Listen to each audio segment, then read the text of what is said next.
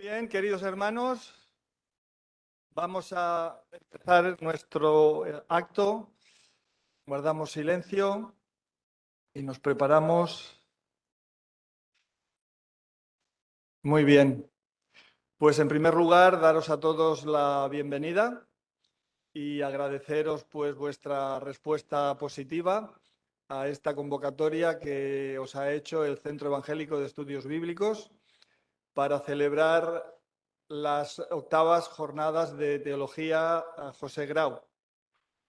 Como muchos de vosotros ya sabréis, José Grau fue uno de los fundadores del CEP y fue profesor durante toda la existencia del CEP hasta que él estuvo entre nosotros, y fue presidente y de alguna manera pues uno de los valores, por decirlo de alguna manera, más preciados que hemos tenido en el CEP. Y como recuerdo, como homenaje, como reconocimiento a esa labor que él durante tantos años realizó en el Centro Evangélico de Estudios Bíblicos, pues consideramos que era justo tener algún tipo de recuerdo y de memoria hacia él, aunque él ya no estuviese entre nosotros. Y se decidió en su día organizar estas jornadas de teología que iban a ir de alguna forma recuperando los temas que él más trató, recuperando los temas sobre los cuales él escribió, recuperando pues todos esos temas a los que él les dedicó mucho tiempo en sus clases en el CEP, y por lo tanto pues de alguna manera pues recuperar su legado intelectual y su legado espiritual. Como digo, son las 8ª jornadas de teología. Decidimos hacerlas cada 2 años para tampoco pues cargar mucho el calendario de actividades evangélicas, que ya está muy cargado, y entonces decidimos hacerlas cada 2 años. Es decir, que de alguna manera, descontando el tema de la pandemia y todo esto que nos ha hecho perder 2 años, pues diríamos que las venimos realizando desde hace pues 14 o 15 años. Y se han tratado pues temas, como digo, muy diferentes y todos relacionados con el pensamiento de don José Grau. Hemos hablado del tema del reino de Dios, hemos hablado del catolicismo. Sabéis que él escribió aquellos 2 volúmenes impresionantes sobre catolicismo romano. Hemos hablado sobre el cristiano y la política, hemos hablado sobre el cristiano y el mundo, etcétera. Hemos de alguna manera pues repasado muchos de los temas que él trató en sus libros y que él, como digo, enseñó en sus clases. Y en esta mañana, pues estas 8ª jornadas, vamos a hablar acerca de otro de los temas que también a él más le interesaban y de los cuales pues en sus clases en el CEP dedicaba mucho tiempo y mucho interés a explicarnos, que era el tema del jubileo. Él pues lo definía así: el jubileo, máxima expresión de libertad y justicia. A la entrada se os ha dado un folleto, un cuaderno que recoge un artículo que él escribió hace ya algunos años. Primero se editó en los materiales de la revista Andamio en sus principios. Después se reeditó en uno de los libros de la editorial Andamio, de los GBU, con los cuales don José Grau también colaboró, y que se titula Ser evangélico hoy. Y ahí también encontramos este artículo. Pero por si no tenéis el original de la revista Andamio y si no tenéis este libro de editorial Andamio, pues hemos querido obsequiaros a todos aquellos que estáis aquí, que habéis venido con este folleto, con este cuaderno, que recoge pues de alguna manera el pensamiento de nuestro hermano sobre este importante tema. Por lo tanto, pues que no os vayáis sin llevároslo, y de alguna manera pues podréis tener también una perspectiva de lo que él pensaba sobre esta cuestión, aparte de lo que hoy pues vamos a hablar aquí también. Hay una mesa de libros en la cual pues también podéis encontrar literatura, libros de los dos hermanos, de los dos conferenciantes de esta mañana, de José de Segovia y de Manuel Suárez. Por lo tanto, si estáis interesados, hay literatura, hay libros sobre diferentes temáticas relacionados pues, con los hermanos que, como digo, van a realizar su charla, su conferencia en esta mañana. Por lo tanto, también podéis pasaros por la mesa, ver lo que hay y si os interesan, pues con mucho gusto os atenderán y os darán la posibilidad de adquirirlos. Muy bien, pues después de esta introducción que nos pone un poquito en contexto de por qué celebramos estas jornadas de teología, vamos a hacer una oración, vamos a pedir que el Señor bendiga estas jornadas y después presentaremos al primero de los conferenciantes. Oremos al Señor. Señor y Padre Celestial, bendito Dios, te alabamos, Padre. Te damos las gracias, Señor, por tu amor y por tu misericordia. Gracias, Señor, por la salvación que nos has dado en Jesucristo. Gracias, Señor, porque es una salvación por gracia, es una salvación por tu misericordia para con nosotros, sin ningún mérito por nuestra parte y solamente, Señor, porque tú eres misericordioso y tú nos amaste de tal manera que entregaste a tu Hijo para que todo aquel que en Él cree no se pierda, sino que tenga vida eterna. Te alabamos, Señor, y te damos muchas gracias por esa salvación. Y también, Señor, en esta mañana queremos darte las gracias por la oportunidad que nos das de celebrar estas jornadas una vez más. Gracias te damos, bendito Dios, por el ministerio de nuestro hermano, de don José Grau. Gracias, Señor, por su labor, por su dedicación, por ese legado que nos ha dejado. Gracias, Señor, por los dones que le diste a él para enseñar, para escribir y de alguna manera, pues ese pensamiento ha llegado hasta nosotros a través de esa enseñanza, a través de esos escritos, de esos libros. Y queremos pedirte, bendito Dios, que tú lo puedas usar para nuestro crecimiento espiritual, que tú lo puedas usar, Señor, para que podamos crecer en nuestro conocimiento de tu palabra, en cómo aplicarla a nuestra realidad social, en cómo hacer, bendito Dios, que nuestra sociedad sea más libre y más justa, como apunta este tema, esta temática que vamos a tratar en esta mañana. Te alabamos, bendito Dios, te damos las gracias también por el CEP. Gracias, Señor, por esos recursos que tú pones a disposición de tu pueblo para poder formarnos, poder profundizar en tu palabra, poder estudiarla, Señor. Y gracias por las personas, por los recursos humanos, profesores, junta. Gracias, Señor, porque nos das ese recurso tan valioso para poder profundizar y aprender más de tu palabra y poder formar a los creyentes, a los hermanos, para que puedan servirte mejor en sus iglesias locales, con un mayor conocimiento de tu palabra, bendito Dios, con una mayor capacidad de dar razón de su fe a todos aquellos que le demandan.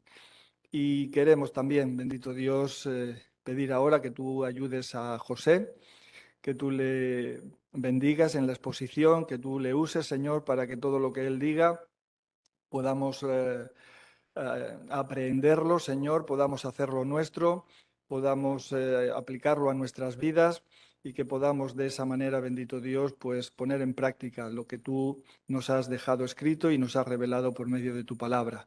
También te pedimos por Manuel Suárez, Señor, que tú también estés con él cuando tenga que hacer su exposición y que tú también pues hagas que sea de mucha bendición y de mucha utilidad todo lo que ellos tengan que decirnos para nuestra vida cristiana. En definitiva, Señor, te pedimos que tú bendigas este acto, que sea de mucha bendición y sobre todo, Señor, que sea para la gloria y para la honra tuya, que sea un acto que te glorifique a ti y también, Señor, que nos ayude a reconocer esa memoria y ese legado que nuestro hermano don José Grau, gracias a ti y a los dones que tú le diste, Señor, nos ha dejado. En el nombre de Jesucristo, Señor, te lo pedimos todo, Padre, y en él te damos las gracias. Amén. Muy bien, pues vamos a pasar a la primera de las conferencias. El tema, el título es Jubileo, Libertad y Justicia. Y pues nuestro hermano José de Segovia, creo que la gran mayoría de los que estáis aquí pues le conocéis, pero por si hay alguien que no le conoce, deciros que él es licenciado en Teología. Él estudió Teología en Holanda y también en Inglaterra. Es también licenciado en Periodismo por la Universidad Complutense de Madrid y bien, es también pastor en Madrid. Es profesor de teología en diferentes seminarios, entre ellos el CEP, y estamos contentos de poder contar con su ayuda, con su colaboración. Y también, pues, como hemos dicho, autor de varios libros. Por lo tanto, algunos de ellos los podéis encontrar, como digo, y recuperar aquí esta mañana. Él va a exponernos la parte bíblica, la exposición bíblica, lo que la palabra de Dios en Levítico 25 nos dice acerca del jubileo, de lo que significa, de lo que representa, de por qué el Señor instituyó este día del jubileo y por lo tanto pues vamos a escuchar con atención todo lo que Él nos diga para tener claro lo que el Señor quiere que sepamos acerca de este momento, de esta institución que es el jubileo para nuestras vidas. Por lo tanto, José, cuando quieras, muchas gracias por estar aquí con nosotros. Él viene de Madrid y por lo tanto, pues su esfuerzo le cuesta, pero estamos muy contentos de que él siempre esté dispuesto a colaborar con nosotros.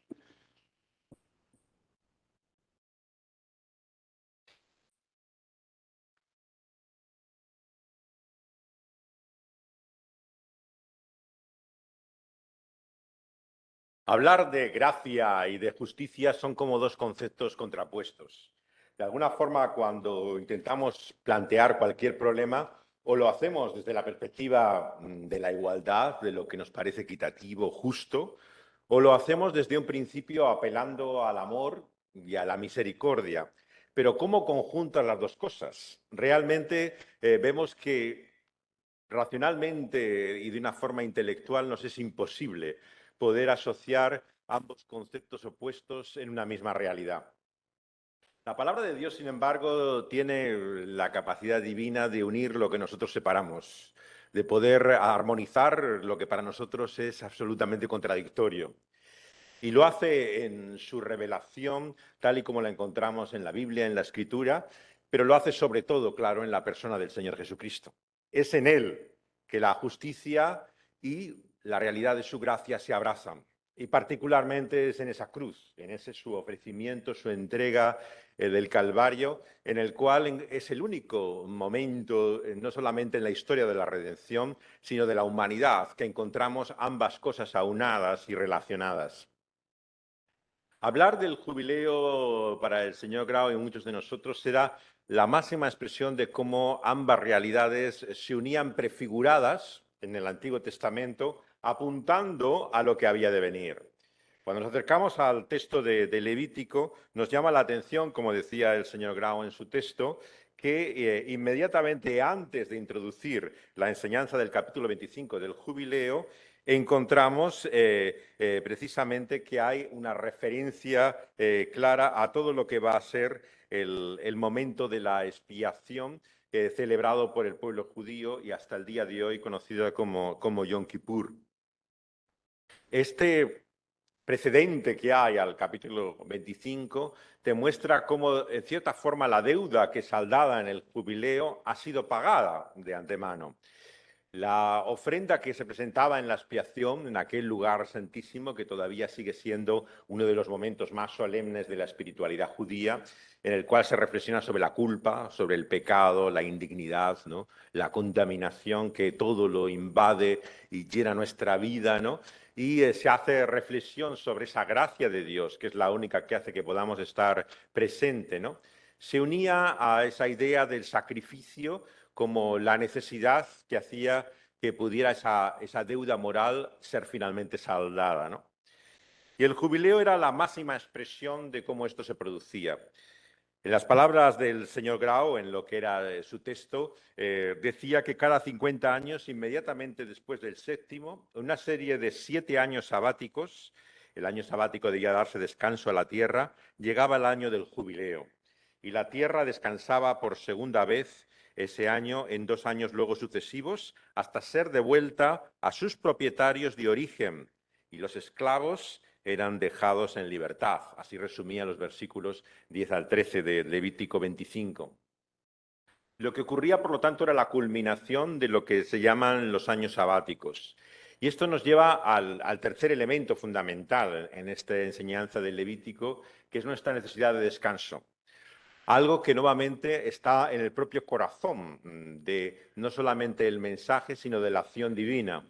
Si Dios encarnado en la persona del Señor Jesucristo hay unas palabras que reiteradamente dice, es paz. Una y otra vez le dicen a sus discípulos con mensajes de no temáis, no tengáis miedo. Él viene a traer la paz que el mundo no conoce. Y esa paz, claro, estaba siempre prefigurada en el elemento sabático, lo que era toda esta regla y rutina reiterada en la vida del pueblo judío, por el cual en el séptimo día paraba toda la actividad y encontraba la paz y al mismo tiempo la demostración de su fe, de su confianza. Claro, el elemento sabático en la espiritualidad judía era un elemento básicamente de riesgo. Si uno vive de lo que consigue con su trabajo cada día, del salario, el jornal que tienes diariamente, parar un día era preguntarse de qué ibas a comer ese día, ¿no? Y eso era precisamente lo que estaba en el propio fondo, ¿no?, de esa enseñanza de Dios desde la propia ley y el decálogo. La fe de Dios se iba a demostrar en la manera en la cual dejaba de depender de su propio esfuerzo, de su trabajo, para considerar que era Dios el que proveía para su vida. Esta enseñanza bíblica que se muestra claramente en lo que es ese mandamiento que se convierte, claro, en el signo distintivo del pueblo judío a lo largo de los siglos, ¿no?, hasta el día de hoy, ¿no?, hace que tenga siempre esa dimensión de gracia, ¿no?, de favor inmerecido. Por lo tanto, no es extraño que cuando la epístola a los Hebreos nos quiere mostrar qué sentido tiene ese sábado y ese descanso y reposo del pueblo de Dios, ¿no?, lo muestra en el elemento escatológico. Prefigura el descanso que todavía no hemos llegado, el que todavía ha de venir, el reposo eterno de los santos. La forma en la cual apunta cómo la tierra prometida era también unida a ese reposo y descanso, ¿no?, era como un adelanto también de esa nueva tierra que habría de venir, en la cual encontraríamos la paz y el descanso por su sola gracia. Esto que encontramos en lo que es el fondo de la enseñanza del reposo y del descanso sabático se prefigura en una serie de años sabáticos también, en los cuales todo el año va marcado por esa dependencia y confianza, y que alcanza incluso a la tierra misma. La tierra misma debía descansar en ese ciclo agrario, y se producía incluso en la propia fuente de lo que era su trabajo y sus ingresos, ¿no?, un reposo y descanso para la misma tierra, ¿no? Y se culminaba con este día con este año del jubileo, que tras lo que era la celebración de la expiación y de los años sabáticos, declaraba ya totalmente, ¿no?, una libertad que, como el señor Grau muestra, está en la base y fundamento mismo, ¿no?, de esta celebración. El año del jubileo, ve como él lo presenta, es a la luz, claro, de las palabras del Señor Jesús en el Evangelio. En el Evangelio de Lucas, cuando en el capítulo 4, en Nazaret se presenta el Señor y hace su programa inaugural mesiánico de entrada del reino, dice en la sinagoga, versículo 18 del capítulo 4 de Lucas: el Espíritu del Señor está sobre mí, me ha ungido para dar buenas noticias, el Evangelio, a los pobres, ¿no? Me ha enviado a sanar a los quebrantados de corazón, a pregonar libertad a los cautivos y vista a los ciegos, a poner en libertad a los oprimidos, a predicar el año agradable del Señor. La referencia de ese año del favor de Dios es a la referencia del jubileo. Y por lo tanto, al decir estas palabras, es que enrolla el libro, se lo da al ministro, se sienta y los ojos de todos en la sinagoga están fijos en él. Cuando el Señor Jesús tiene estas tremendas palabras en el Evangelio, por el cual vemos que dice: hoy se ha cumplido esta escritura delante de vosotros. Este momento solemne del Evangelio, como entiende el señor Grau, es la clave para poder entender el sentido del jubileo. Cuando nos preguntamos qué aplicación tiene realmente toda esta legislación y celebraciones festivas del Levítico para nosotros hoy, tenemos que hacerlo, como él nos muestra, a la luz del cumplimiento, ¿no?, en Cristo Jesús de lo que significa ese jubileo.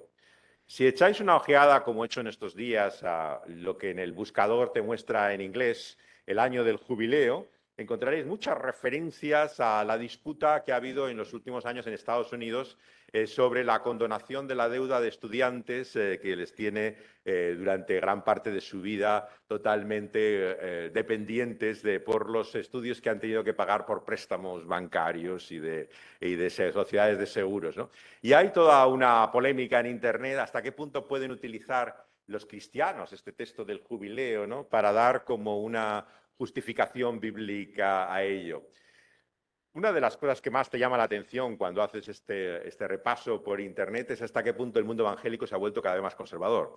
Prácticamente todos los artículos son negando que tenga ninguna aplicación el texto del jubileo a la condonación de la deuda. O sea, todos son para decir que se está usando el texto fuera de contexto, que realmente no tiene nada que ver lo que era la sociedad agraria de entonces con la actual, que la legislación mosaica tendría que ver en todo caso con la Iglesia, pero que con el mundo no puedes hacer ningún tipo de indicación de cómo tiene que comportarse el gobierno y sus indicaciones. Y te llama la atención, claro, lo diferente que se ha vuelto nuestro contexto evangélico al acercarnos a este texto, que se vio como una fuente de liberación. El señor Grau, como lo utiliza en su libro, es del año 88, anteriormente el material lo había publicado en Valencia, en los que acompañaban a la revista Andamio, que era el origen de este material que él había hecho. Utiliza como fuente mucho, cuando lo lean, el nombre de Scherdenburg. Scherdenburg era uno de estos hombres que había hecho una obra de antropología fundamentalmente en la tradición reformada, pero que buscaba sus implicaciones sociales, ¿no? Estaba en el fondo, él ya era mayor, ¿no?, de la obra que luego hace Nicholas Wolterstorff, que está en la fuente realmente del libro de Tim Keller, que lo he traído también para mostraroslo, Justicia Generosa, en el cual hace referencia una y otra vez a un libro de Nick Wolterstorff que se llama Cuando la justicia y la paz se abrazan. Y en él muestra cómo el jubileo es, como para Scrotenburg, la culminación de lo que significa la unión de esto que para nosotros es irreconciliable. Ellos le veían múltiples implicaciones, como va a mostrar luego Manuel Suárez, sociales y políticas. O sea, a diferencia de lo que hoy parece ser el consenso evangélico, de que no tiene nada que decirnos realmente el jubileo hoy, ellos veían que tenía un mensaje liberador para una sociedad y generación, ¿no?, la generación de los años 60 y 70 de Estados Unidos, que estaba particularmente concienciada de la necesidad de libertad. No como la libertad individual del capitalismo y el sistema económico que se quiere consagrar, digamos, haciendo que este texto no tenga nada que ver con nuestra vida actual, ¿no?, sino de libertad en un sentido pleno, completo, ¿no?, empezando por la realidad humana de su principal esclavitud, el pecado y la culpa, prefigurada en la esclavitud, ¿no? La esclavitud de la que aquí se habla, que recibe en ese año del jubileo, no debemos confundirla con la esclavitud como la conocemos en otras partes del mundo antiguo. O sea, la esclavitud en el mundo judío se trataba de hebreos que en su deuda, en su incapacidad de poder enfrentar económicamente su quiebra total, ¿no?, de bancarrota, ofrecían su vida, ¿no?, sus servicios, ¿no?, a cambio de un mantenimiento que era semejante a lo que podía ser la posición de un siervo o de un esclavo. Pero la gran diferencia, por supuesto, era la voluntariedad. O sea, era un acto en el cual, al verse en esa situación económica, libremente y voluntariamente se entregaban como siervos de alguien que podía tenerlos de esta forma en un esquema parecido al de la esclavitud. Claro, cuando se produce el debate en Estados Unidos mismo, a partir del siglo XIX, que llevó a la guerra civil, ¿no? Sobre la esclavitud y las bases que tenían, este texto se convirtió capital, hasta el punto de que las famosas campanas de la libertad de Filadelfia, ¿no? Que están unidas a todo esto, tienen el texto de Levítico inscrito en el bronce de las campanas como algo característico de lo que fue la victoria finalmente del norte frente al sur, ¿no? La posición de los ministros del Evangelio en aquel momento era que la esclavitud de la que se habla en la Biblia no es la esclavitud que estaban manteniendo todas estas plantaciones, ¿no? Que había en el sur de Estados Unidos. ¿Por qué? Porque ¿de dónde venían estos esclavos de Estados Unidos? Venían del secuestro. Habían sido literalmente llevados a la fuerza, capturados en África y traídos, ¿no? por los barcos de esclavistas a Estados Unidos. Esto estaba condenado en la ley de Dios. Se dice claramente que el secuestro, ¿no? de personas, el llevar a alguien cautivo, ¿no? a otro lugar, ¿no? y tomar posesión de la vida de una persona era totalmente contrario, ¿no? a la voluntad de Dios y condenado a la ley. Por lo tanto, la justificación que querían hacer muchos ministros del Evangelio de la esclavitud como algo legítimo, porque había esclavos, claro, en la Biblia, ¿no? Partía de un no reconocimiento de las diferencias de lo que era la esclavitud que ellos tenían, ¿no? en el sur de Estados Unidos y la esclavitud que encontramos, en este caso, en el contexto bíblico del pueblo judío, el tipo de siervos que había. El caso americano, además, claro, era absolutamente chocante para nuestra mente contemporánea, ¿no? Como han mostrado últimamente todos los movimientos que ha habido de conciencia racial, ¿no? en Estados Unidos, había una profunda contradicción, ¿no? en que un diácono de la Iglesia Bautista, antes de irse al culto de los bautistas del sur, ¿no? pues flagelaba a sus esclavos por la mañana según el comportamiento que habían tenido el sábado por la noche, ¿no? y tranquilamente se iba al culto a hacer su celebración de la iglesia. Claro, a nosotros nos resulta ya no solamente insultante, ¿no? sino ofensivo totalmente, ¿no? ¿Qué tipo de cristianismo es este, ¿no? que concilia, ¿no? Semejante trato humano, ¿no? con la vida? Pero en esa capacidad que tenemos de cegarnos a nosotros mismos, a nuestras propias contradicciones, los teólogos del sur de Estados Unidos no veían ningún problema en ello, ¿no? Y solamente es en el norte que se divide tanto la Iglesia Bautista, ¿no? como de todas las denominaciones presbiterianas y de todo tipo, en torno a la cuestión de la esclavitud, ¿no? Entre los que ven que en la Biblia es un hecho legítimo, por casos como el de Onésimo, ¿no? en Filemón, ¿no?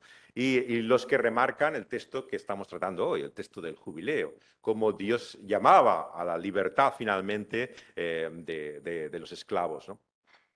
La institución en el mundo grecorromano es muy diferente, porque ahí encontramos incluso la voluntariedad mismo de aquellos que quieren quedarse como siervos, ¿no? Una vez que pueden también adquirir los derechos, ser redimidos, pueden redimirse ellos mismos, redimir los otros.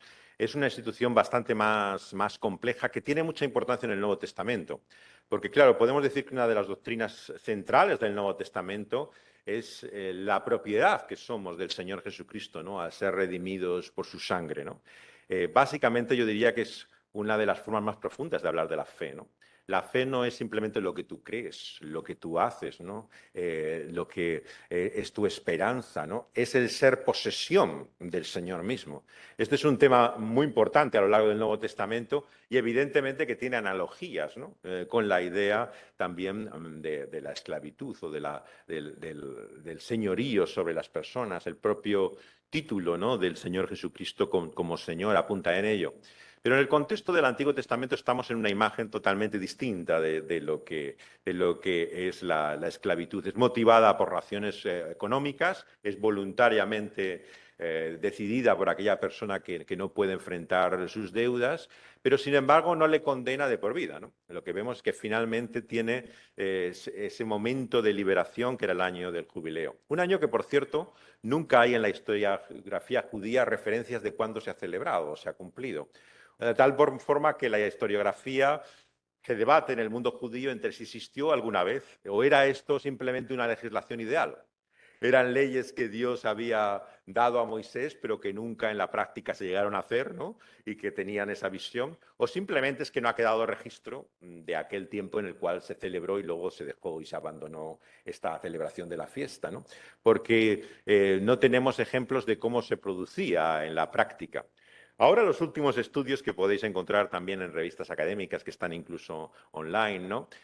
Son de aquellos que han querido profundizar en el aspecto económico, ¿no? De la legislación mosaica, insisten de una forma reiterada, ¿no? En que realmente no se trata de una condonación de la deuda sin más, ¿no? Primero te dicen algo que el propio señor Grau ya dice en su texto. Al volver a leerlo me llamó la atención que el propio señor Grau te dice que no se trata simplemente de una condonación de la deuda, se trataba de la compra o venta de un cierto número de cosechas, dice en su libro. O sea, era un arrendamiento de la tierra, no se trataba de que perdían la propiedad de la tierra, él mismo lo explica ya en su texto, ¿no? Claro, la mayor parte de los estudios actuales insisten una y otra vez en que no se trata simplemente de perdonar una deuda, ¿no? Sino que era una deuda ya pagada en años anteriores y tenía que ver con el arrendamiento de la tierra y que no es que significaba que alegremente, ¿no? En ese día pues se decía que alguien estaba libre de sus deudas, ¿no? Y que uno podía calcular, como nos podemos imaginar, ¿no? Que supuestamente se podría hacer, no, pues si yo adquiero esto en tanto tiempo, se pierde la propiedad y se incluía como un elemento económico. No funcionaba así exactamente. Pero vemos que no sabemos tampoco en la práctica cómo se producía, pero que esa dimensión de la liberación de la esclavitud iba unida a la tierra, el otro gran tema, claro, del Antiguo Testamento en el propio propósito divino, ¿no? Una tierra que el Señor mismo ha creado, como vemos desde el Génesis, que Él tiene soberanía sobre ella, como digo en la introducción de estas jornadas. El señor Grau siempre dijo que para él la soberanía de Dios era la doctrina fundamental de la Escritura. Es lo que él entendía como la línea que unía como un hilo dorado toda la revelación bíblica, ¿no? Y él siempre indicaba que era la clave por la cual, siendo él Señor, Señor, ¿no? Nosotros lo que somos siervos, mayordomos, pero no tenemos derecho, no tenemos propiedad. Y empezando por la tierra misma. La tierra misma, lo que te dice la celebración del año del jubileo, es que no nos pertenece. La tierra no es nuestra para hacer con ella lo que queramos y disponer de ella. La tierra es del Señor. Y por lo tanto, desde la propia creación, somos hechos mayordomos, siervos, responsables de ella. Podemos trabajarla, debemos cuidar de ella, pero esa mayordomía, ¿no?, está dependiente de la soberanía de Dios. Así, en la ley mosaica se declara, por lo tanto, que Dios retoma esa propiedad de la tierra, como simbólicamente mostrando el hecho, ¿no?, de que habría la posibilidad, tanto en los años sabáticos, de liberar a esa tierra de lo que podía haber sido el efecto de la explotación sobre ella, ¿no?, como también el uso y la utilización de ella, que implicaba la liberación de poder volver a empezar aquellos que habían sido endeudados, aplastados por lo que eran incapaces de poder cumplir como demandas económicas, ¿no? Este efecto de liberación, claro, se une en una declaración de gracia a lo que considera la ley que es lo justo, lo recto, ¿no?, lo apropiado de Dios, ¿no? Y apunta, por lo tanto, a realidades difíciles de conciliar en nuestra mente, pero que a la luz de lo que en el Evangelio nos muestra, ¿no?, la obra y el ministerio del Señor Jesucristo, se unen de una forma absolutamente excepcional y milagrosa. Jesús comienza, ¿no?, ese es su discurso, su programa mesiánico, ¿no?, mostrando, ¿no?, en el Evangelio de Lucas, como hemos leído, que él, al leer el texto que es de Isaías, ¿no?, el texto del profeta que lee Jesús, está indicando la obra sobrenatural que Dios va a hacer por medio suyo a través de su Espíritu, ¿no? Comienza diciendo, el Espíritu, ¿no?, el Espíritu del Señor está sobre mí. Y ese espíritu, claro, como entendemos en la Biblia, desde el primer capítulo del Génesis, no es el espíritu en minúsculas, no es nuestra propia mente, intención, voluntad, es el espíritu en mayúsculas, es el espíritu de Dios, el que se mueve sobre las aguas, ¿no?, el que se revela en la Biblia como tan plenamente divino que es la persona de Dios mismo, ¿no? Actuando en este mundo. Entonces, ¿no? Y ahora, como el Señor Jesús prometió a sus discípulos, ¿no? Ese Espíritu de Dios es el que hace todas las cosas nuevas, el que por la sola palabra, ¿no? de Dios crea de lo que no hay. Ese Espíritu produce una realidad nueva. Por lo tanto, ese ministerio mesiánico, ¿no? por el cual va a traer ese acto de redención, ¿no? es una obra del Espíritu de Dios a través, ¿no? de Cristo Jesús. Y el Espíritu del Señor está sobre él, ¿no? de una forma que no lo ha estado anteriormente. En el Antiguo Testamento el Espíritu viene sobre siervos de Dios para hacer grandes cosas de Dios, ¿no? que logran y alcanzan por medio de la intervención sobrenatural. Pero igual que el Espíritu viene, el Espíritu les abandona o el Espíritu actúa libremente, como el Señor Jesús le dice a Nicodemo. Es como el viento, ves su efecto, pero no puedes explicar cómo funciona. No lo puedes manejar, no lo puedes manipular. El Espíritu no es alguien que esté a tu disposición, que tú puedas disponer de él como quien tiene un recurso. Es un Espíritu soberano también de Dios, ¿no? que actúa. Y el Espíritu está sobre Cristo de una forma que no está de ninguna otra manera. Está sobre él y en él actuando de una manera excepcional, ¿no? Y lo que hace ese espíritu, ¿no? es reconocer la unción, ¿no? que él tiene del propio carácter de él como el Cristo, el ungido, el Mesías. Al ser ungido, el Señor Jesús es anunciado como aquel que era el siervo del Señor esperado, ¿no? Ese siervo de Yahvé del cual Isaías profetiza, ¿no? es el Señor Jesucristo que viene a hacer esta obra al mundo. Y lo que viene es a dar buenas noticias, ¿no? el Evangelio. Yo creo que la primera lección que tenemos que sacar siempre al considerar pasajes como este del Antiguo Testamento es su relación con el Evangelio. Claro, si lo que planteamos esto simplemente es un programa de reforma sociopolítica, un mensaje liberador para la humanidad, que puede ser inspirador para causas en este momento humanitarias, hemos privado de toda la fuerza que tiene realmente en el Evangelio la enseñanza del jubileo, que es el carácter que tiene no solamente profundamente cristocéntrico, sino evangélico, ¿no? Es un mensaje de buenas noticias, ¿no? El anuncio realmente de lo que Dios desde el principio se ha propuesto mostrar en su plan de redención. Pero fijémonos que, como dice Scrutenburg y repite el señor Grau en su trabajo, son buenas noticias a los pobres, ¿no? Y aquí encuentra el problema, claro, generalmente el que tiene esa cosmovisión conservadora. Bueno, los pobres, pero también los ricos, ¿no? O sea, el Evangelio es para todos, ¿no? Pero claro, hay una insistencia particular en el Evangelio, ¿no? De la bienaventuranza, ¿no? En la aceptación de Dios y en la dicha, ¿no? de esos pobres que califican un Evangelio como pobres a secas, en otro pobres en espíritu, ¿no? Pero ¿qué es esa prioridad de la que hablaron las teologías de la liberación y tantos, ¿no? Que tiene el Evangelio, ¿no? Para aquel que denomina a Jesús como pobres, ¿no? Yo creo que claramente hace expresión de esa bancarrota por el cual uno llegaba a ser esclavizado y encuentras tu liberación en el jubileo. O sea, el pobre es el que está en una bancarrota completa, moral, espiritualmente y también material, física, económicamente. O sea, no tiene literalmente ninguna forma de poder asumir su futuro. Está absolutamente tan en la deuda que se ha acumulado de tal forma que es incapaz de poder enfrentarse a ella. Entonces el Señor Jesús te está diciendo que el que encuentra la aceptación de Dios él es el que no ve ninguna otra forma de ser aceptado por Dios. O sea, que no tiene ninguna forma de enfrentar su futuro, que se ve absolutamente impotente, incapaz de hacer nada ni poder lograr nada por sí mismo. Es, por lo tanto, la condición evangélica por antonomasia que está en el fondo y la base del arrepentimiento. Claro, ¿de qué estamos hablando cuando hablamos de la conversión cristiana? Si no es del reconocimiento de nuestra completa bancarrota. Y en ese sentido es que el Evangelio es para el pobre, claro, es para aquel que reconoce su necesidad.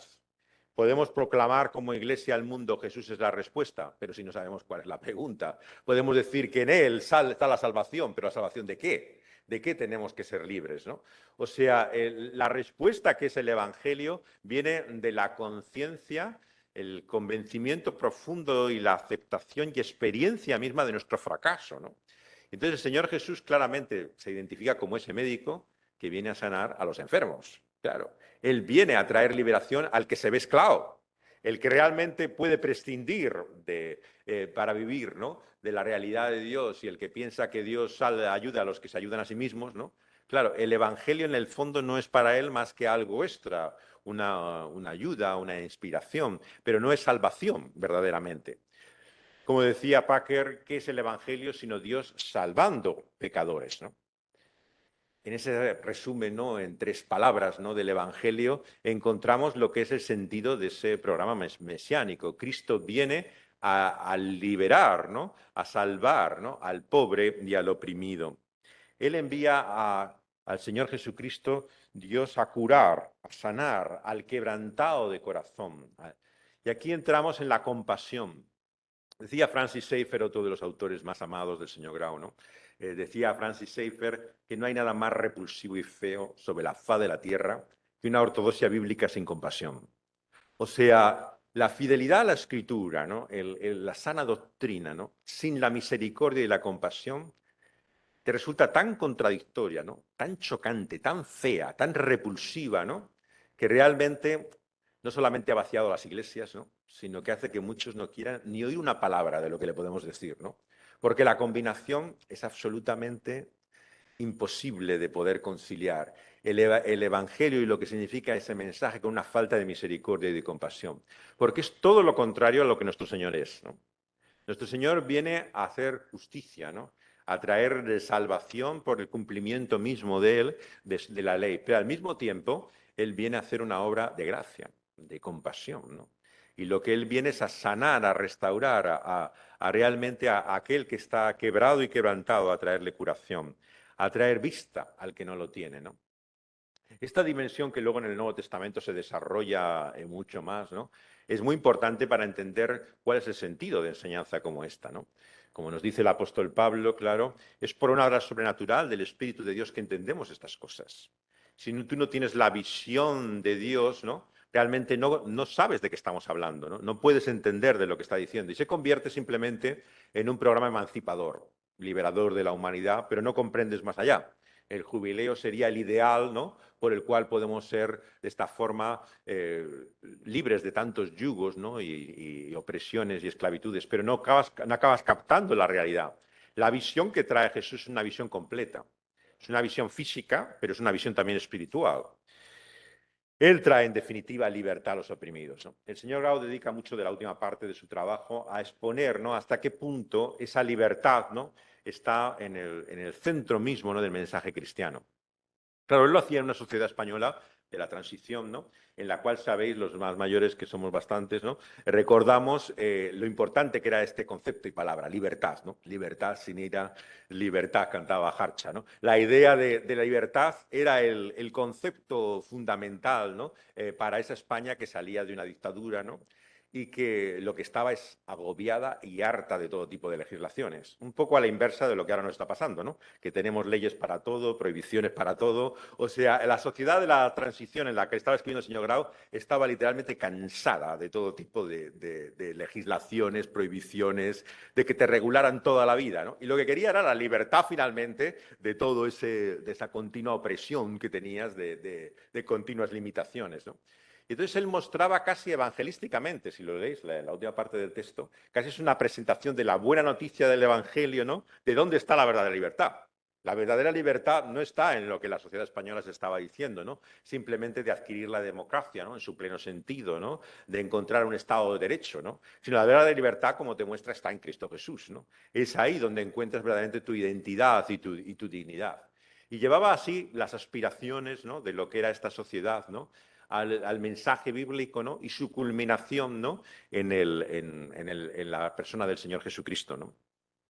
Y es así como predica finalmente, ¿no?, ese año agradable del Señor, ¿no? La confianza que el señor Grau tuvo en la palabra, ¿no?, tanto en la escritura misma como en la enseñanza, la proclamación de esa palabra es central para entender el legado que yo creo que él nos ha dejado. Él dedicó, como se ha dicho ahora una vez más, ¿no?, gran parte de su vida como cristiano a compartir, ¿no? A enseñar, a poder transmitir, ¿no? A generaciones una tras otra, ¿no? Ese legado que es la palabra de Dios. Y lo hacía por la confianza que tiene la predicación, ¿no? Dios podía haber escogido cualquier otro medio para traer esa liberación y ese evangelio a la humanidad. Podía haber actuado sobrenaturalmente con señales, prodigios, milagros y hacer esa obra redentora directamente, ¿no? Pero el Señor no solamente ha querido hacerla por su espíritu en este mundo y dar señales y claras evidencias de su salvación, sino ha querido hacerlo por la proclamación, ¿no? La predicación de ese evangelio, de esa buena noticia. Por lo tanto, cuando en la teología contemporánea, ¿no? Se tomó el tema del jubileo y se obvió la predicación, la palabra, todo lo que se consideraba la transmisión del Evangelio como algo caduco, desfasado, que ya no tenía que ver, ya el mundo no quiere nuestras palabras, lo que quiere son nuestros actos, ¿no? Lo que busca realmente es la manera en la cual hacemos que este mundo sea diferente, ya no quiere saber de nuestros sermones, ¿no? Es una completa contradicción, ¿no? Con lo que el Señor Jesús nos muestra aquí, que es su propio propósito, ¿no? Y su misión en este mundo. Él ha venido a predicar, ¿no? Es anunciar la llegada de ese año agradable del Señor. El anuncio, por lo tanto, se convierte, como el señor Grau tantas veces nos explicó, en el medio salvífico de redención en el cual tenemos que ver que el Señor se ha manifestado y revelado. Como dice en su maravilloso libro que hemos tratado en otras jornadas, ¿no? El fundamento apostólico, ¿no? Para poder entender el lugar de la revelación y del canon y de lo que significa la escritura, tenemos que verlo en un contexto salvífico. Y eso es lo que él comprendió claramente en su pensamiento, ¿no? Que entender, ¿no? El papel que tenía la Biblia solamente se puede hacer, en último término, desde ver cuál es el sentido de salvación, ¿no? De Dios para la humanidad y el papel que juega esa palabra, esa redención en ella, ¿no? Y es por eso que considera que el papel de la Iglesia en el mundo, finalmente, en la conclusión que hace de las enseñanzas de este jubileo, no es en sí misma, ¿no? Ella como institución, ¿no? Como tantas veces se hizo, ¿no? Por parte de iglesias históricas, ¿no? Que tomaron conciencia social de la injusticia en el mundo y de la opresión, convertirse simplemente en el instrumento ella misma de transformación. Para el señor Grau eso fue lo que fue el gran error de Roma. Claro, el gran error de Roma es confundir que el papel de la Iglesia era hacer realmente esa transformación del mundo. Y es ahí donde entra la teología del reino, uno de los conceptos claves siempre de pensamiento del señor Grau junto con la teología de la creación. Él veía el reino como más allá de la esfera de la Iglesia. Y en el reino, por lo tanto, veía la implicación y llamado al creyente, ¿no? Al cristiano individualmente a comprometerse, ¿no? En esa tarea a la cual estimulaba el jubileo. Y por lo tanto lo que hace es un llamado a la conciencia de la necesidad de ser como individuos, instrumentos, ¿no? de liberación en este mundo y que realmente muestren, ¿no? con su vida y su servicio ese sentido de redención. ¿Qué conclusiones podemos sacar finalmente, ¿no? de este anuncio y de esta celebración del jubileo, ¿no? Primero, yo creo que sobre todo y fundamentalmente es el triunfo de la gracia. Si hay algo que muestra realmente la teología bíblica por excelencia, ¿no? Y que llegamos a su culminación, ¿no? En la revelación final de la Escritura, es que finalmente el amor de Dios gana, tiene la última palabra. Y esta, sin lugar a dudas, es la mejor noticia y la que más necesitamos recordarnos una y otra vez, porque está en el corazón mismo del Evangelio. El hecho de que Dios, en su gracia, finalmente vence y triunfa sobre todos los males, enemigos y cosas que ponen en peligro que finalmente podamos ser liberados, ¿no? de esta nuestra opresión, esclavitud, sanados de esa nuestra enfermedad, restaurados, ¿no? Y que podamos ver las cosas como realmente son. Es por su sola misericordia y su sola gracia que finalmente seremos redimidos, ¿no? Libres de él. Y por eso la gran enseñanza del jubileo es el triunfo de esa gracia de Dios que finalmente es nuestra última esperanza, ¿no? La esperanza cristiana, por lo tanto, que tanta importancia tuvo en el pensamiento del señor Grau, ¿no? La escatología, lo que esperamos del fin de los tiempos, es clave y fundamental para entender lo que está en el corazón mismo de la fe. Una fe sin esperanza, literalmente, se ve privada y mermada de lo que es el estímulo, el completo sentido profundo, ¿no?, de nuestra confianza en Dios. Es la esperanza de cosas que aguardamos, ¿no?, que estamos con nuestros ojos de la fe puestos en ellas, pero que todavía no hemos alcanzado, no hemos llegado a disfrutar y recibir de ellas. ¿Qué esperanza es? En segundo lugar, de una nueva tierra, como el señor Grau muestra una y otra vez en sus escritos, ¿no? Todas estas leyes que hablaban de cómo la tierra debía de ser liberada de lo que había sido, en este caso, un instrumento de explotación, ¿no?, por el cual se veía oprimida a personas que no podían realmente ver incluso su futuro, ¿no?, por las condiciones en las que estaban, ¿no?, laborales, económicas, ¿no? Anunciaba cómo la tierra misma, ¿no?, iba a participar, ¿no?, de esa redención del Señor Jesucristo. En ese sentido, como decía el señor Grau, no tenemos que espiritualizar lo que la Biblia no espiritualiza. La pregunta muchas veces en la profecía es, bueno, ¿esta profecía de Isaías qué es? ¿Espiritual o material? O sea, cuando habla de todo esto que va a ocurrir, ¿no?, en nuestro mundo, en la naturaleza, en la realidad física, ¿no? ¿Qué tenemos que verlo como algo simbólico? ¿Es algo metafórico, espiritual? ¿O se está hablando de realidades materiales, ¿no? Y el señor Grau siempre decía ambas cosas, ¿no? O sea, habla de una realidad espiritual, que es lo que estamos viviendo y experimentando por la obra de su espíritu, y habla finalmente de una realidad física y material. Entonces, no tenemos que espiritualizar lo que el Señor no espiritualiza, son ambas realidades. Entonces, la tierra será efectivamente liberada. Sabéis hasta qué punto le molestaba, ¿no?, al señor Grau todos estos mensajes destructivos de la tierra, ¿no?, en clave apocalíptica, ¿no?, por el cual una y otra vez se insistía, ¿no?, la tierra ha de ser en llamas finalmente destruida, ¿no?, este planeta está en su agonía final, ¿no?, como el famoso libro de Lindsay, ¿no?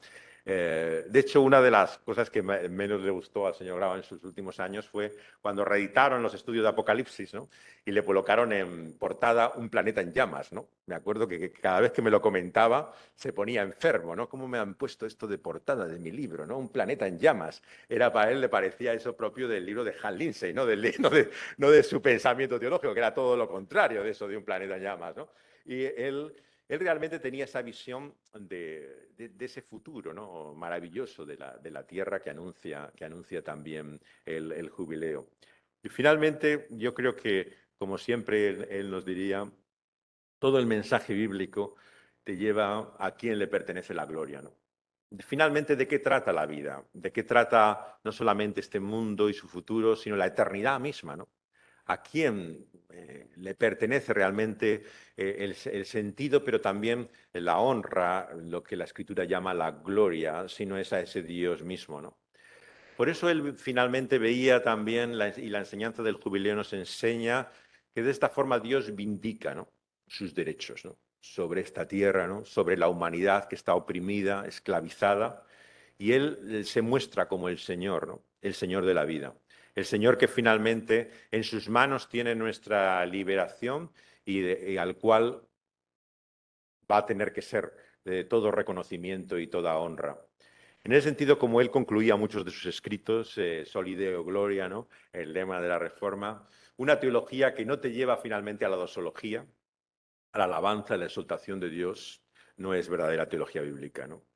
El verdadero conocimiento de Dios te lleva a ver el carácter único, singular, excepcional de Él, ¿no?, por el cual Él declara esta su voluntad. No sabemos si cuánto se cumplió, si algún tiempo realmente se celebró este año del jubileo, pero lo que Dios te está diciendo aquí, ¿no?, es los derechos que Él vindica, ¿no?, para ser Señor, ¿no?, de la tierra y de liberar también a esa humanidad cautiva, ¿no?, y cómo a Él le pertenece la redención. Y en cierto sentido encontramos su respuesta en Cristo Jesús, como hemos visto, y comienza Él su trabajo, mostrando que es en el Señor Jesucristo, en su obra redentora, que finalmente se produce ese jubileo. No es casualidad que en la cultura anglosajona, sobre todo, por ejemplo, la Navidad que ahora nos viene, se le llama muchas veces en términos de jubileo, ¿no? el lenguaje que se utiliza, ¿no? Muchas veces para hablar de la celebración de la encarnación, ¿no? Es el lenguaje que viene del jubileo mismo, ¿no? De la venida de esa redención, la llegada de ese año agradable del Señor, ¿no? En la persona del Señor Jesucristo, ¿no? Yo creo en el sentido, claro, que esta voluntad divina es realizada plenamente, cumplida en la persona del Señor Jesucristo. Jesús no deja lugar a dudas de que esto se ha hecho una realidad. Esta palabra divina y anuncio de jubileo se hace realidad en su vida y en su ministerio aquí y ahora. Como tantas veces nos dijo el señor Grau, por lo tanto, con él, ¿no? Venía el reino de Dios a este mundo, ¿no? Llegaba finalmente la plenitud, ¿no? De aquello que el Señor había anunciado, ¿no? Y cómo finalmente se une la justicia y la paz, se abrazan, ¿no? Si no es en esa obra redentora del Señor Jesucristo. Es finalmente en esa realidad que es su cruz, ¿no? Donde la justicia tiene su última palabra. Finalmente, ¿cómo podemos esperar, ¿no? Que en este mundo va a haber la vindicación de la justicia que no encontramos por la justicia humana? Ciertamente que es por su cruz y por su resurrección. Cuando el Señor Jesús se levanta de los muertos, vindica, ¿no? También que esa justicia triunfará. En lo que el Señor Jesús ha hecho al entregarse, ¿no? en cumplimiento, ¿no? Para pagar el mismo, ¿no? Por nuestra deuda, ¿no? Para sufrir el mismo por nuestra injusticia, ¿no? Ha sido aceptado por Dios, ¿no? Y de esa forma, al ser resucitado, levantado de los muertos, Dios mismo está declarando, ¿no? El hecho de que su justicia ha sido cumplida, ha sido hecha, ha sido saldada. Por lo tanto, como en el año del jubileo, podía ser entregada finalmente esa misma tierra a los que habían estado trabajando, arrendándola, que estaban esclavizados en esas condiciones, porque finalmente la deuda había sido pagada. Interesante, ¿verdad?, que el Señor Jesús, cuando nos enseña cómo dirigirnos a Dios, cómo hablarle a Él en la oración, ¿no? Habla de nuestras deudas, ¿no? Podía haber utilizado otro lenguaje para hablar de nuestra culpa, ¿no? Nuestras iniquidades, nuestras transgresiones, nuestra desobediencia, nuestra rebeldía. Hay tantas formas en que la Biblia habla del pecado, ¿no? Pero curioso que el Señor Jesús, ¿no? Lo expresa en términos de deuda, ¿no? Que es claramente un lenguaje económico, ¿no? Lo que implica la vida misma, ¿no? En la cual funciona el mundo materialmente, ¿no? Y es como si nos estuviera mostrando, tenéis una deuda imposible de saldar, ¿no? De acumular, pero es que cada día se amontona, se suma aún más, ¿no? De tal forma que vives totalmente ahogado sobre esa deuda, ¿no? Y debes, por lo tanto, confesar y reconocer cada día a Dios, ¿no? La realidad de esa deuda. Perdónanos nuestras deudas, porque esa deuda no podemos pagarla. Cada día se acumula y aumenta, ¿no? Y el Señor Jesús nos muestra así que Él no es deudor nuestro, somos nosotros los que somos deudores de Él. En esta mañana no le hacemos ningún favor a Dios por prestarle atención, por pensar en su palabra, por reconocer la importancia de lo que Él ha hecho. El favor nos lo ha hecho Él a nosotros. Él no está en deuda por lo que nosotros le prestemos de servicio, de atención o de fidelidad. La deuda nuestra es eterna. No tendremos tiempo, necesitaremos una eternidad para darle gracias por lo que Él ha hecho por nosotros, porque estamos en continua y eterna deuda con Él, una deuda de gratitud. Él ha pagado en su justicia todo lo que hacía falta en Cristo Jesús por su muerte y su resurrección, pero nosotros le debemos la alabanza y la adoración con la que Dios describe toda la eternidad. ¿Qué será finalmente nuestra vida cuando estemos en su presencia, cuando somos salvos y redimidos por la fe en el Señor Jesucristo, sino darle gracias? Continuamente alabar y reconocer lo que Él ha hecho con nosotros, ¿no? Por lo tanto, el jubileo nos muestra, ¿no?, que a Él le pertenece toda la gloria, que Él es el único que será reconocido por la obra que Él ha hecho, por su salvación y liberación nuestra, ¿no? Y que de Él viene esa maravillosa realidad que es no solamente el perdón, ¿no?, sino el quitar de nosotros, ¿no?, no solamente las consecuencias, ¿no?, sino lo que significan todas esas transgresiones e iniquidad que finalmente acaban hundiendo nuestra vida, ¿no? Y es la proclamación también de cómo ese perdón, como el Señor Jesús nos enseña en su oración, ha de alcanzar a los demás. Es curioso cómo no podemos ir más allá de este ruego, de la oración del Señor modelo, ¿no? Perdona nuestras deudas como nosotros, ¿no? Perdonamos a nuestros deudores, ¿no? Yo no sé vosotros, ¿no? Pero yo cada vez que pienso en estas palabras de la oración modelo del Señor Jesús, ¿no? No puedes escaparte, ¿no? A la idea de condicionalidad, ¿no? O sea, sé que no está expresado de esa manera, en la medida que tú perdones serás perdonado, ¿no? Pero al fin y al cabo no es esto lo que insiste una y otra vez el Señor Jesucristo, ¿no? ¿Cómo esperáis tener misericordia, ¿no? Si vosotros no mostráis misericordia, ¿no? ¿Qué siervo es aquel, ¿no? Que aquel que le tiene una pequeña deuda es incapaz de pasar por alto, ¿no? Cuando vuestra deuda tan grande ha sido finalmente saldada, ¿no? Claramente toda la enseñanza del Señor, ¿no? Va indicando en la completa inconsecuencia, ¿no? De alguien perdonado incapaz de perdonar. O sea, es algo imposible de asumir y la forma en que lo expresa en su oración modelo, ¿no? ¿Qué perdón podemos esperar si nosotros no somos capaces de demostrar el perdón? Y el año del jubileo, evidentemente, es una celebración del perdón, ¿no? Pero no solamente del perdón de ese Señor, que es también el de la tierra y de nuestras vidas, sino del perdón nuestro también a lo que nos parecen muchas veces ofensas imposibles de poder asumir, ¿no? Es triste, ¿no? Como en la iglesia, y el señor Grau lo comentaba con frecuencia, ¿no? Cómo hay gente puede mantenerse con rencillas, querellas, que ni se hablaba con otros durante toda la vida por algo que le habían dicho, algo que había pasado, ¿no? O sea, esta incapacidad que tienen muchos creyentes como de poder experimentar la realidad del perdón de una forma práctica, ¿no? Y real, ¿no? Si algo te anuncia el perdón de Dios que se celebra en el jubileo, es no solamente el deber de perdonar, ¿no? Sino el hecho que va más allá de la justicia, ¿no? De lo que significa la gracia, ¿no? O sea, si esa gracia que tú has recibido no te da la capacidad de mostrar gracia a otros, de mostrar misericordia, ¿qué gracia es la que tú tienes? ¿O qué es lo que has recibido si no eres capaz de mostrar ese mismo favor, ¿no? Por lo tanto, mi ruego y mi oración es que el Señor nos dé más gracia. Esa gracia que unida a su justicia, ¿no? Celebra que el Señor y su voluntad se cumple perfectamente en Cristo Jesús, que Él ha pagado por todas nuestras deudas, que en esa cruz la justicia y la paz se han abrazado, ¿no? Pero que en su resurrección nos anuncia el triunfo final, ¿no? Por el cual esa gracia tiene la última palabra y que nos llevará a que sea Él el que sea reconocido y honrado. Porque ¿qué es finalmente esa gracia sino que nuestro Dios es bueno? Que podamos experimentar más de su bondad y de su misericordia y disfrutar también de su gracia.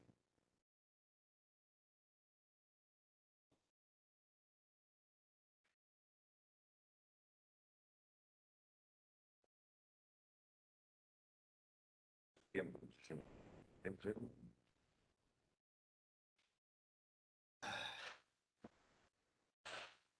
Muy bien, pues damos muchas gracias a José por su exposición. Damos las gracias por estas reflexiones tan interesantes que ha traído a nuestra consideración. Y tenemos ahora un tiempo de coloquio. Por lo tanto, si tenéis alguna pregunta, si tenéis alguna aportación que queráis hacer a esta temática, pues podéis hacerla. Tenemos todavía unos minutos antes de concluir esta primera exposición y tener un tiempo de refrigerio, un tiempo en el que vamos a poder también pues, disfrutar de la comunión los unos con los otros, tomarnos un café y estar un ratito juntos. Por lo tanto, pues ahora es el momento de vuestras preguntas y de tener, pues como digo, un pequeño coloquio. Sí, Pedro, adelante.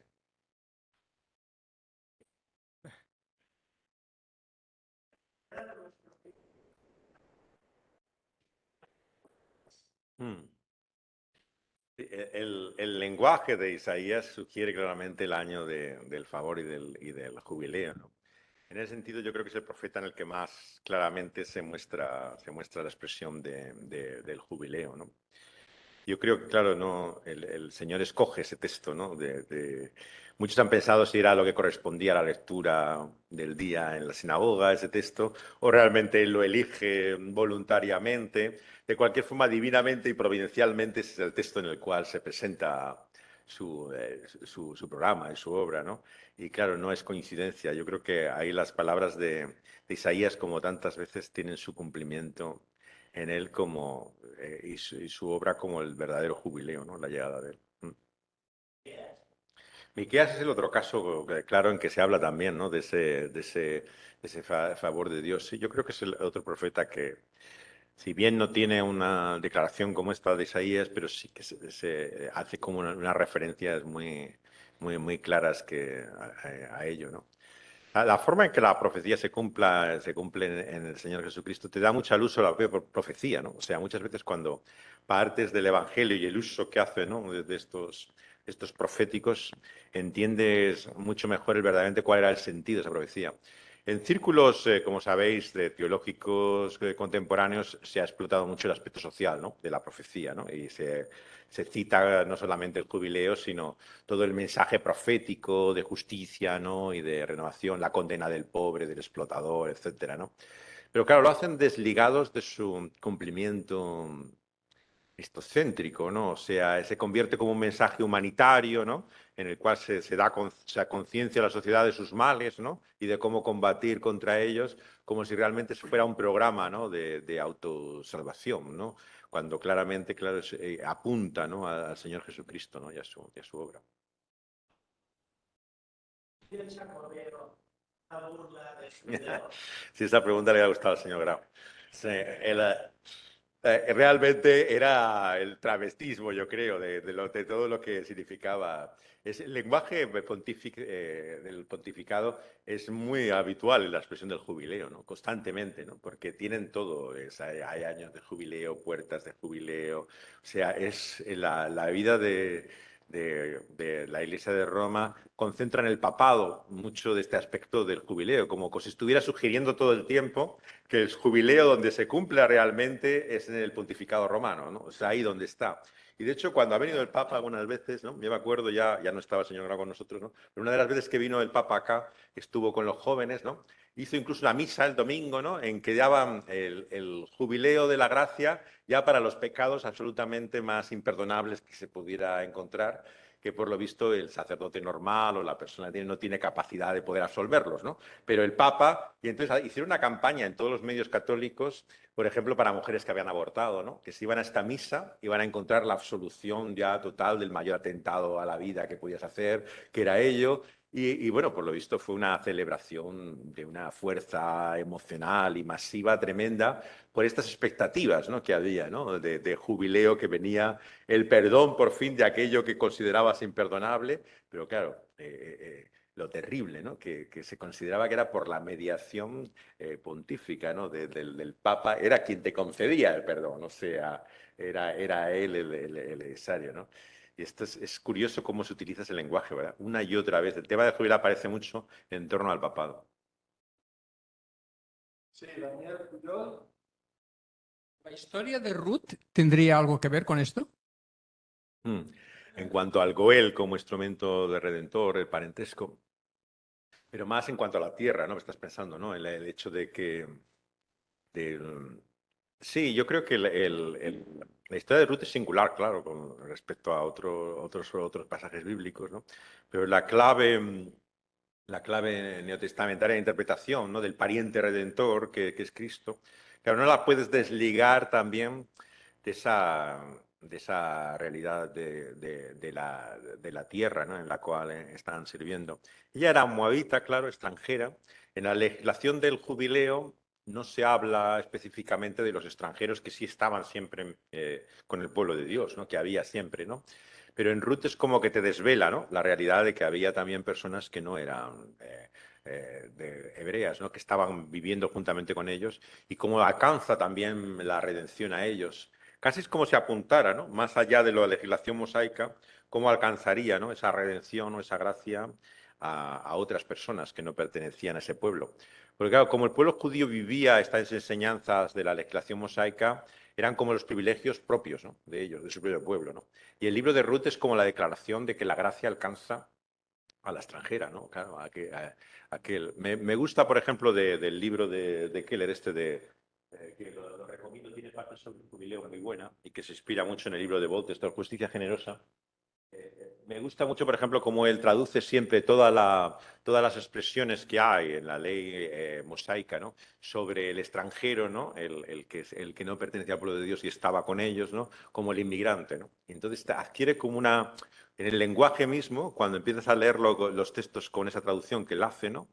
Claro, empieza a tener no solamente una actualidad extraordinaria, ¿no? Sino que empiezas a hablar hasta qué punto, claro, hay un propósito divino por el cual todo el conflicto, ¿no? Que estamos viviendo en este viejo continente, ¿no? Con el tema de la inmigración, tiene mucho que decir, ¿no? Dios y su palabra sobre él, ¿no? Porque trae buena noticia realmente para cómo alcanza en su gracia, ¿no? Y en su justicia al inmigrante igualmente que a la persona que está ahí, ¿no? Me pareció muy sugerente. Y el libro de Ruth, claro, sería la encarnación de eso, ¿no? De cómo alcanza el mensaje redentor a la persona extranjera que se había unido a él. De todas maneras, la redención alcanza a Ruth, pero está Malón y que León detrás de esto, ¿no? Sí, los que tenían derecho, ¿no? Sí, sí, eran judíos, sí, sí, sí. Sí, toda la institución esta del pariente redentor también se ha preguntado mucho cómo funcionaba en la práctica. Porque claro, no hay muchas evidencias tampoco en la historia judía de que efectivamente te morías tú y tu hermano se casaba con tu mujer. O sea, esto no funcionaba de una forma automática ni mecánica, como parece sugerir la ley mosaica que había, ¿no? O sea, parece que había, como dice Ruth, primero un acto de voluntad libre de la persona que lo hacía. O sea, tú podías pasar de ese derecho, ¿no? No adquirirlo y ser libre de ello. Y en ese sentido, el libro de Ruth te muestra, claro, cómo había una pregunta, ¿no? En la cual se le planteaba a la persona qué iba a hacer respecto a aquello, ¿no? Y entonces ves un poco cómo funcionaba este tipo de leyes, ¿no? En la práctica, ¿no? Porque te preguntas siempre a la luz de la legislación mosaica cómo sería esto, ¿no? Realmente en funcionamiento. Y es interesante cómo alcanza efectivamente a personas, así como el funcionamiento de esa ley, cómo era el medio, ¿no? Mm.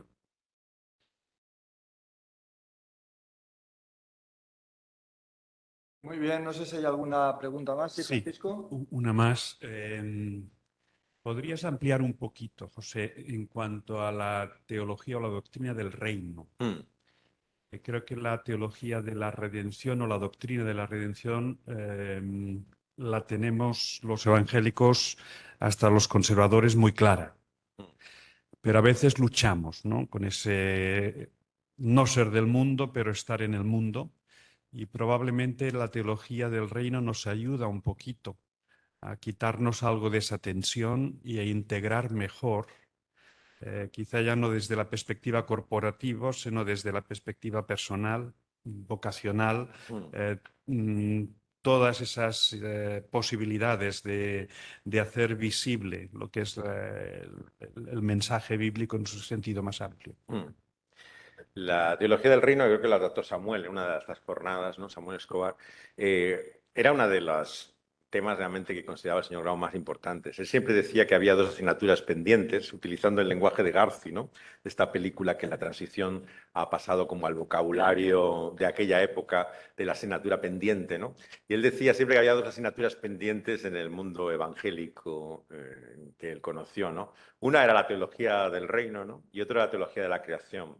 Por la teología de la creación él entendía, digamos, la visión de que Dios tiene un propósito más general y universal, ¿no? Que es el de salvación de su propio pueblo. O sea, el hecho de que Dios tenía un propósito para la tierra, que Dios tenía un propósito para la cultura humana como tal, ¿no? Y este fue un tema que desarrolló, ¿no? En muchos aspectos de su obra, ¿no? En múltiples manifestaciones, ¿no? Desde como el matrimonio mismo, ¿no? Es un orden de la creación, ¿no? Y no de la salvación, ¿no? Y realmente hizo una obra que dio mucha iluminación a muchos de nosotros, ¿no? De lo que significaba verdaderamente las implicaciones de la teología de la creación. Pero por el reino, digamos, él entra en este debate al principio en la dimensión escatológica, ¿no? En la cual estaba concentrado un poco el tema del reino, ¿no? O sea, había una interpretación escatológica por la cual se entendía que el reino no había llegado, ¿no?, en Cristo Jesús. Era el reino de los cielos. Insistía en que en el lenguaje del Evangelio el reino de los cielos implicaba por su propia expresión algo futuro, ¿no?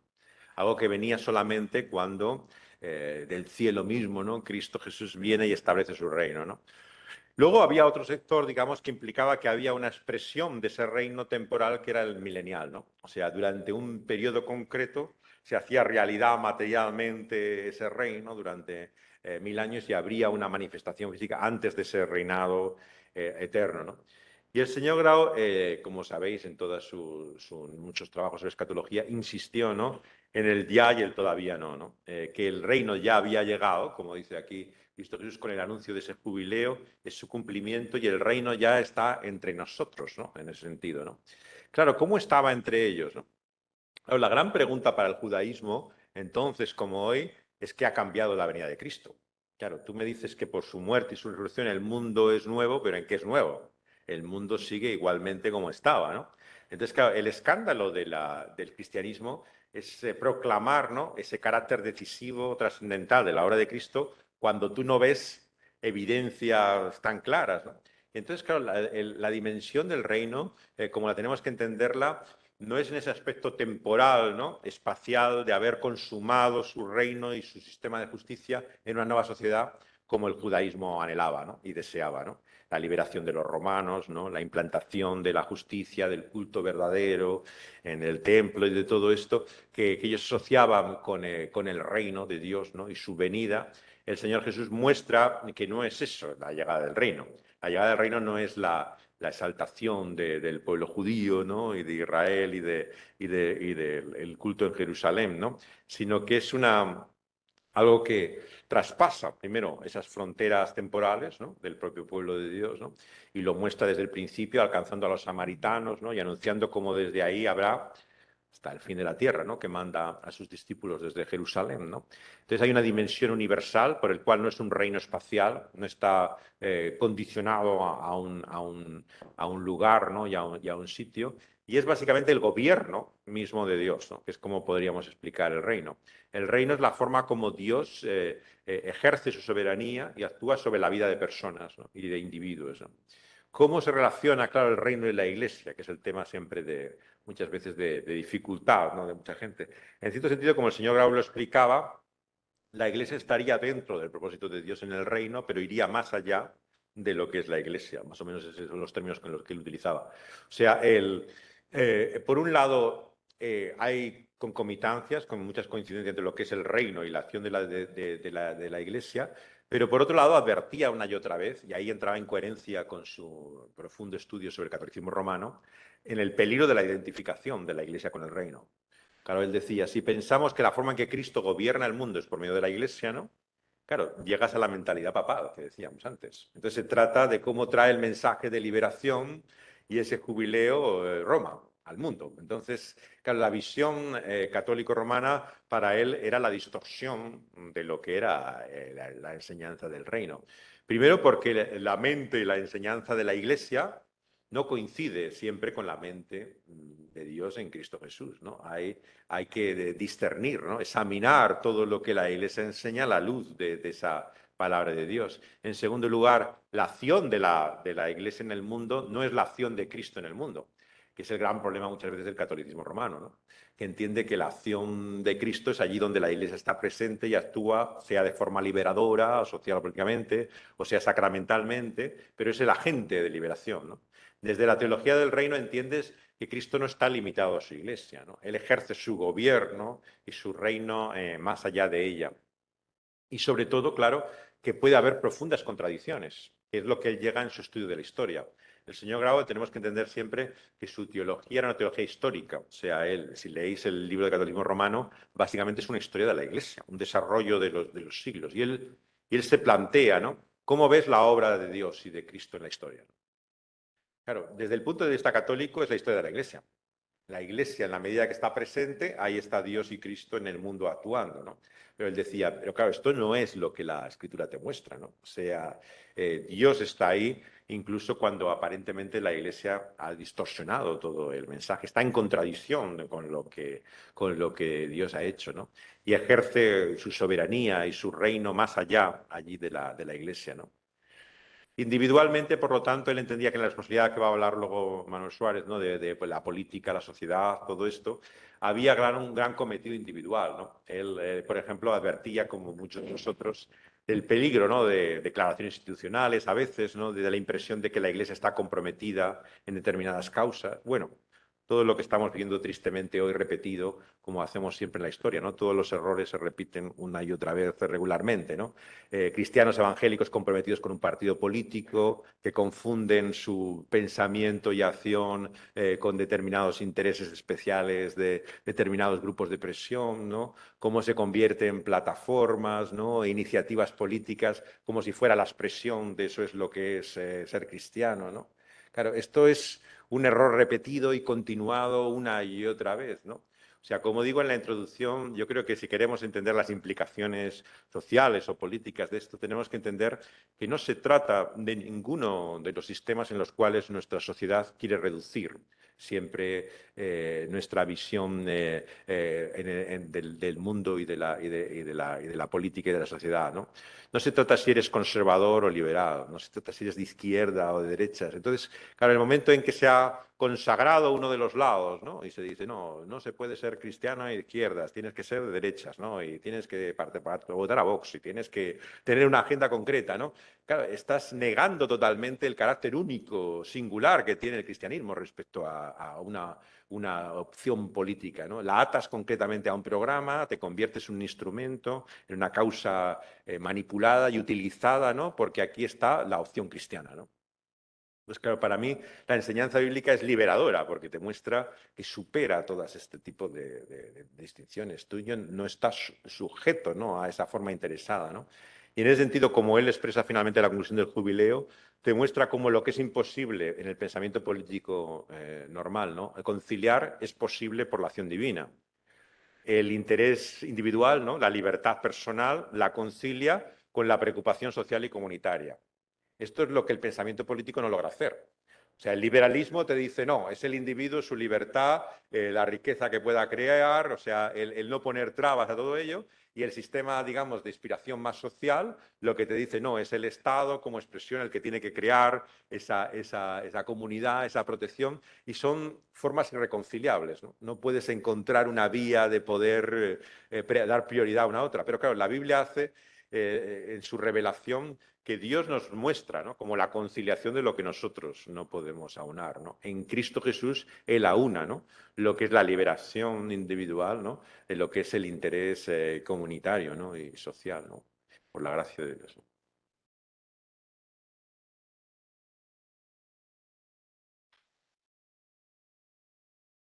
Muy bien, pues vamos a dejarlo aquí de momento. Ya estamos a punto de las 11:30.